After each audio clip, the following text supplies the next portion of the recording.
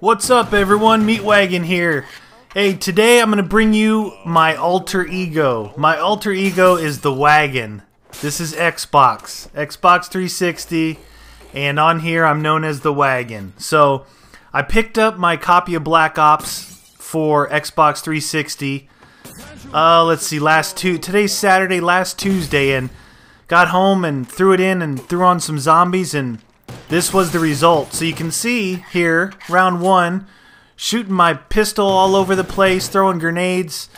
The wagon plays a little bit different. Like I said, it's an alter ego, so this guy is just like crazy, pure run and gun, moronic, idiotic, no strategy kind of guy.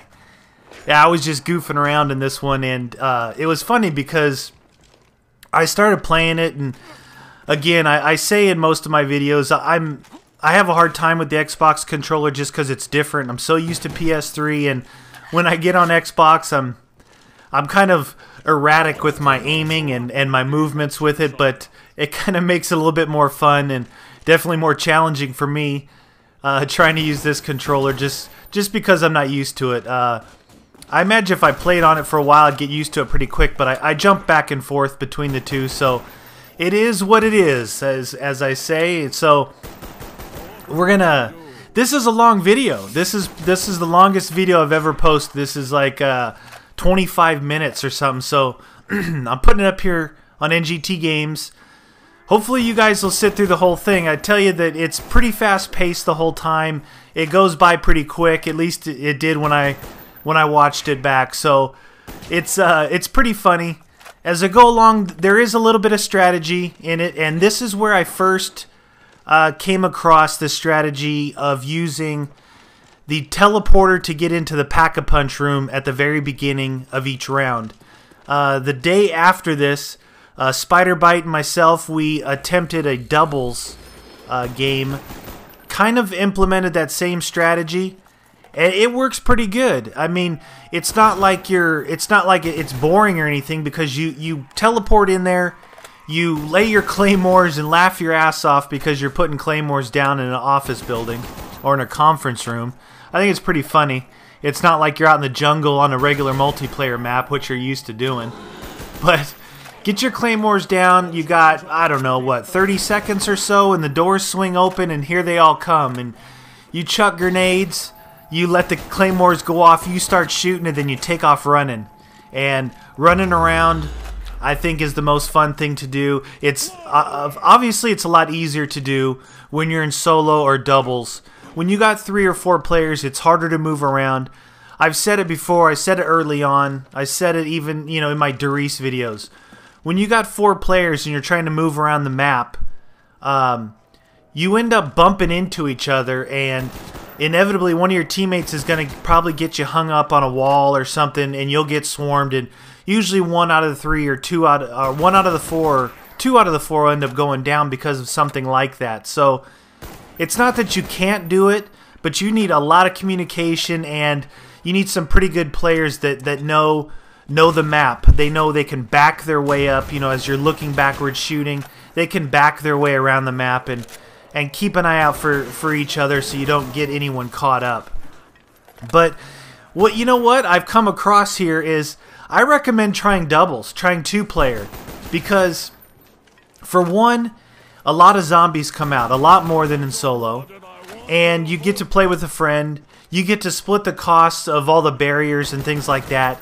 You've got a better percentage of one of the two getting a really good gun early on, whether it's a power gun or it's a heavy machine gun, to where if you're looking to build points, maybe hold down an area for a little while, build up your points, and then take off and do your running around. Or if, like Spider and I did, we just ran around the whole time.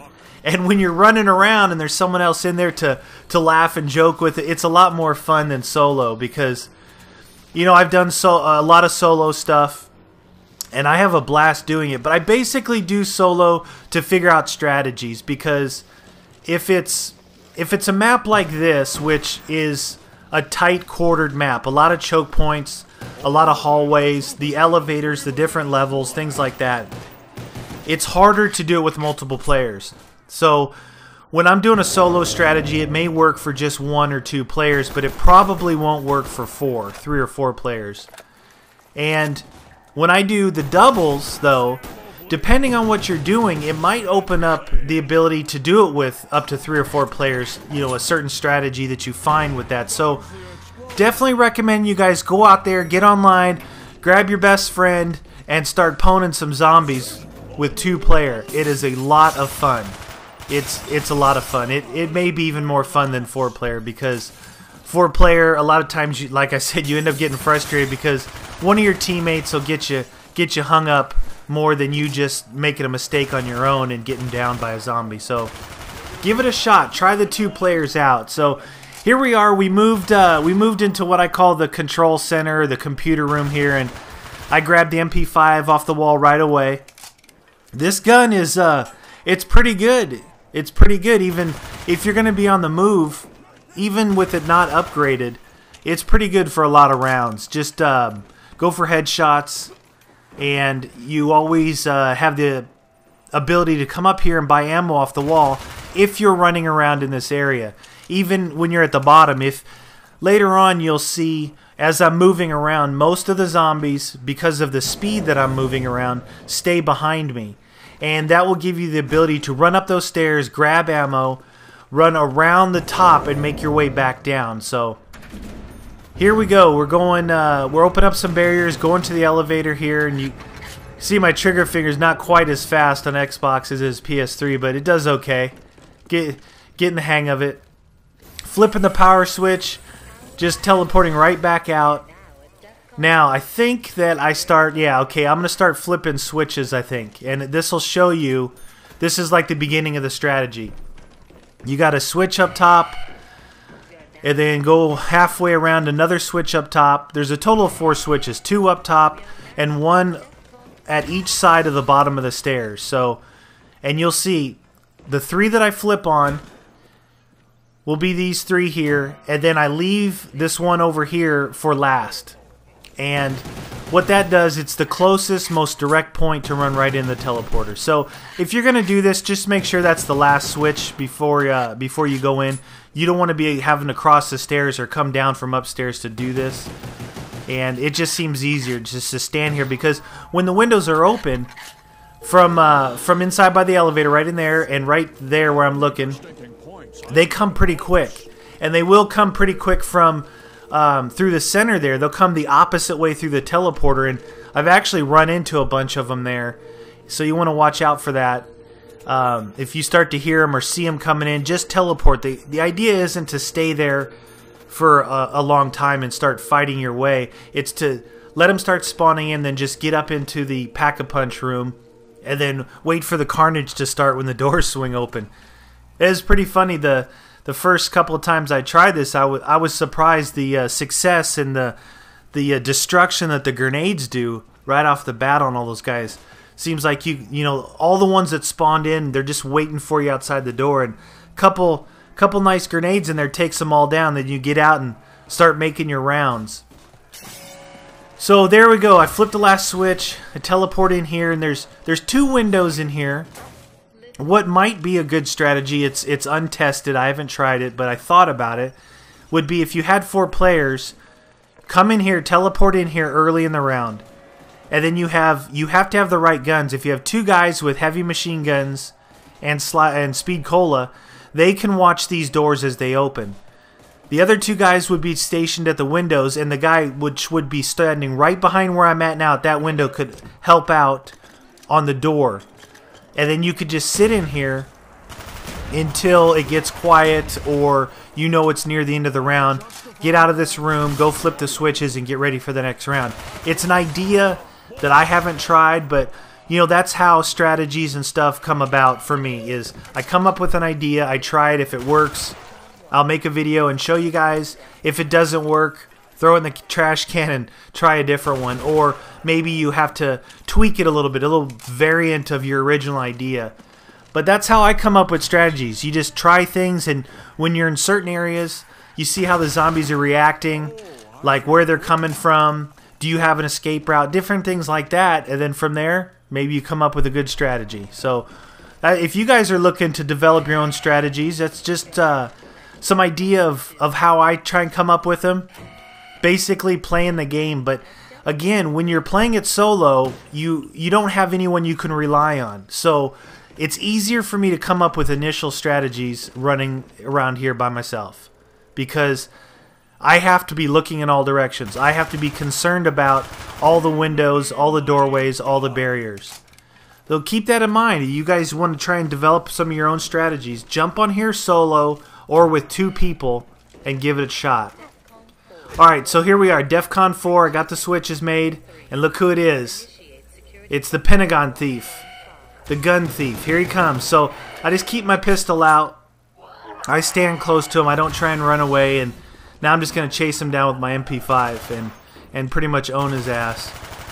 So if he gets a lead on me, I won't chase him in the teleporter. I always come back to by the main teleporter, because he seems to run past here a few times, and then his last time he'll try and run right into that main teleporter.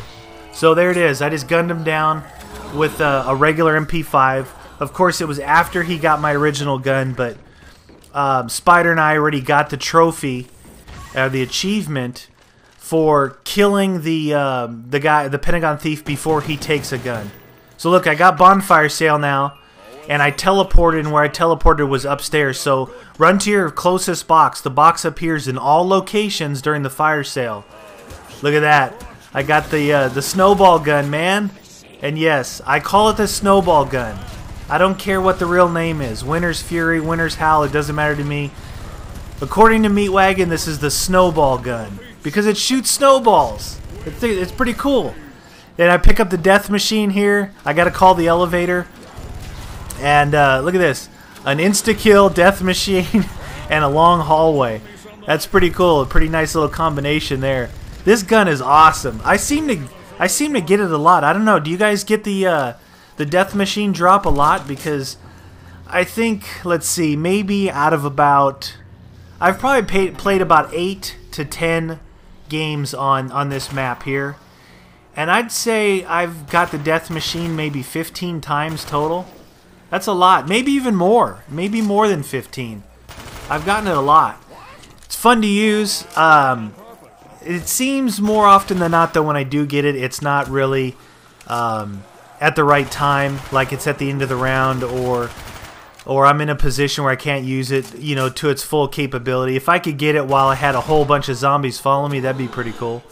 So right here you can see, because I killed the Pentagon thief, teleported upstairs, I messed around with the box, the round started, and I didn't teleport into the Pack-a-Punch machine, or Pack-a-Punch room.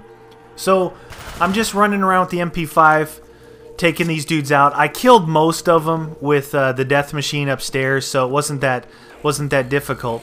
But remember, I still have the 2 barriers. There's 2 barriers down below on this floor here that prevent you from running a complete circle until you open those up.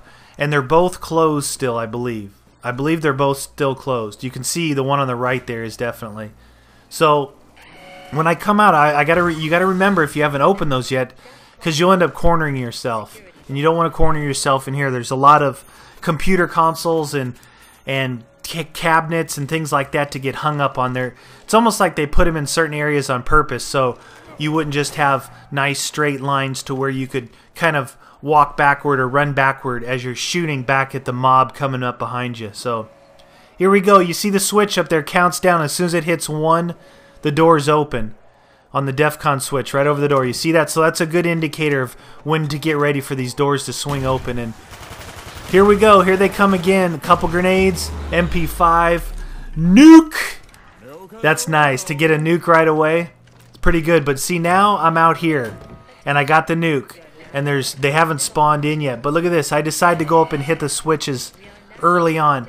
Normally I wouldn't do this. As the rounds get farther along, I would not run up here. I'd wait till the end of the round or close to the end of the round, because I got the nuke. I only killed the amount of zombies that were spawned in on the map at that time. They will not all spawn in at the same time. As you kill, that's why, okay, get on the map, run around in circles, don't kill any zombies. Get them all behind you and run around for a while. What you're going to find on every map, whether it's the old World at War, Derice, and all those maps, or the new maps from Black Ops. You're going to find in solo mode, only a certain amount of zombies will spawn in and be on the map at one time. What do we got? No, I thought it was a Pentagon Thief again. So try that out. Run around, don't kill any of them, and you'll see none of them are coming through the windows. As you start killing them, you'll start seeing them come through the windows. And the reason why I bring this up is just like when I got that nuke. I nuked everyone on the map. But that means the whole new fresh batch of them are going to start spawning in and coming through the windows. And as you're making your way around, that's a random spawn, and that's what you don't want. You don't want random spawns when you have a limited area to run around in, whether it's circles, whether it's using the elevators, whether it's the teleporters. You don't want random spawns. Keep that in mind. Test that out for yourself. See if it works for you, because I'm pretty sure, I'm almost 100% sure that's how it works. Look at all those crawlers. Holy shit. Death machine.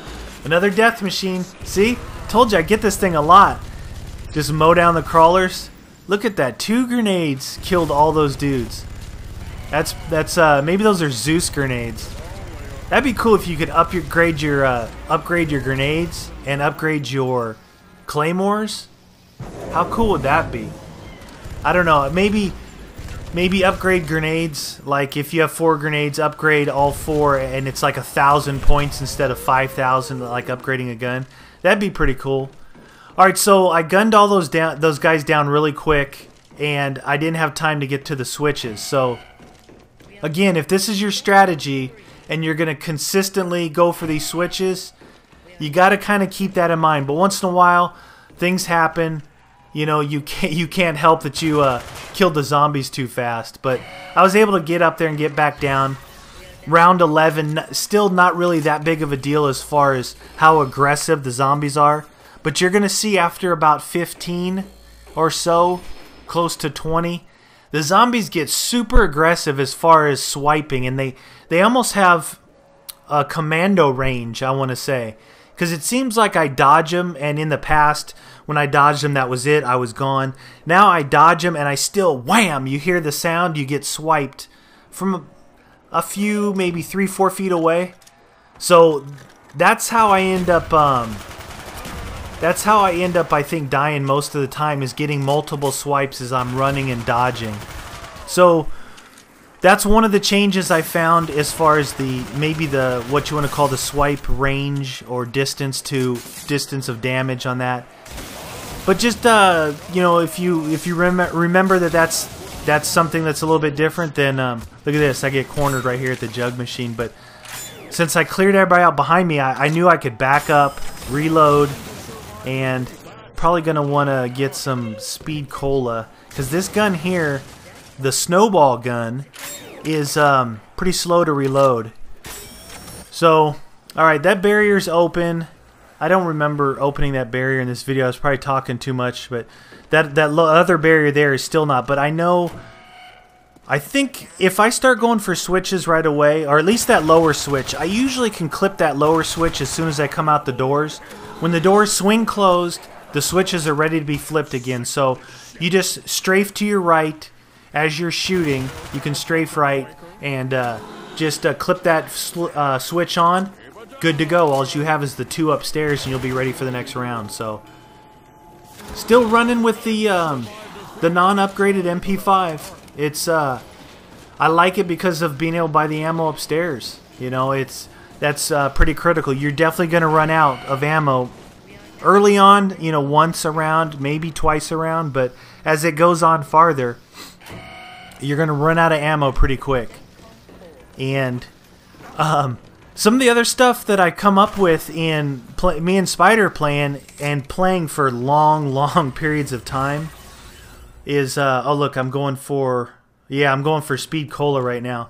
Is that as you go on and you've upgraded guns and you've done different things, the rounds get so long, they last for such a long time that I went ahead and just cut the middle part of 11 out because I went to the box. What did I do? I went to the box to try and get like a heavy machine or an LMG or something, and I totally failed. So you can see I still have my MP5 and I've got the snowball gun. So Here comes the thief again. Yeah. No, you know what? I may have upgraded. We're going to see right here. Nope, I didn't. I still have the same weapon. So I got the snowball gun. I'm chasing him with that now. And watch what happens when you use this. What it does is how it freezes the other zombies. It completely slows this guy down. You watch. See how slow he starts going? You can either run up and knife him or just keep blasting him. If you run out of ammo with it, just run up and knife him because he almost comes to a complete stop. And that works pretty good. If you're going for that trophy or achievement where you kill him before he takes your gun, or if you got multiple players before he takes anyone's gun, if someone's got the snowball gun, shoot him with that. It's going to slow him down. You guys can probably kill him pretty quick. If not, go with Mustang and Sally, and it's a for sure deal. So I swapped out. I was getting a little bored with the MP5. I got the Commando here. We're going to do some, see if we can do some work with the Commando. And here's another thing. Just like this. Okay, I switched out my MP5, right? Say I was out of ammo with it. I don't know if I was, but let's just say I was out of ammo. I got the Commando for 10 points because I had the bonfire sale. So if a gun comes up, grab it. You just basically reloaded all your ammo. Who cares if it's a different gun, right? If I run out of ammo with this, go upstairs, grab the MP5 back. Those are a lot of the things that kind of go unsaid during these strategies and different ways to not necessarily to maximize your points, but to manage your points. I think that the higher you get, like you can see here, I'm at round 13 in solo. I've only got a little over 3,000 points. You've got to manage your points really good with this. You can't be doing stupid things like just buying guns, or you go buy ammo, then you hit the box, things like that. So this Commando does pretty good. I'm excited to try this out in multiplayer. I think I've said that before, but I haven't seen many people using it in many of the videos, so I don't know if it's good or not, but I like the look of it. It's like a custom M4 almost. It's pretty cool. So round 3, look at this. I'm trying to kind of go for headshots with this, I believe. If they're coming straight at me, I'll go for headshots. If I'm running and hip firing and strafing, I don't really care. I'm just trying to hit them, so it doesn't really matter at that point. And moving around in here, like I said, 1 or 2 players. I think. Oh, look! I'm finally gonna open this barrier up. 1 or 2 players. You guys try this out. It's kind of fun. If you're just looking to get to some higher rounds on this map, because it is a difficult map. Because of the tight quarters and stuff and the elevators. And if you try and hold down in the lab, just a word of warning, down where the power switch is, Nova Crawlers. Nova Crawlers come out when you're down in the lab. So, and if you're down there when the round starts, the Nova Crawlers will follow you through the teleporters and come into here. So keep that in mind. If you don't like Nova Crawlers or don't want to deal with them, don't hold up in the lab. You want to either do it on this level or even upstairs. I haven't tried anything upstairs, but I did find there's a metal detectors up where you first start in the hallway, and there's the barriers on them, like electric barriers. Well, there's a piece missing, and it's the red can switch, the red like electric looking box with the switch on the side. Well, I found it. Oh, look at that, another death machine. Nice. I found that thing down here. It's down on this level. It's if you guys want to see it, I'll show it to you. It's over by the elevator on this level, and it's just sitting in a dark little corner. You go up to it. You hit your square button or your what is it? Your X button on Xbox, and you pick it up, and it puts it in your inventory down there. And then when you go upstairs, look at the death machine just freaking owning these guys. God, I love that thing. I want to equip this and pack-a-punch the death machine. That would be awesome. So yeah, what was I saying? Oh, yeah. So you go upstairs and you go up to, there's a little telephone sitting there. Not the red phone. There's a telephone sitting right on the metal detector. Go up to it, hit X or square, depending on what game console you're playing on, and it'll take it out of your inventory. It'll put it in there. Now it's ready to be used. So.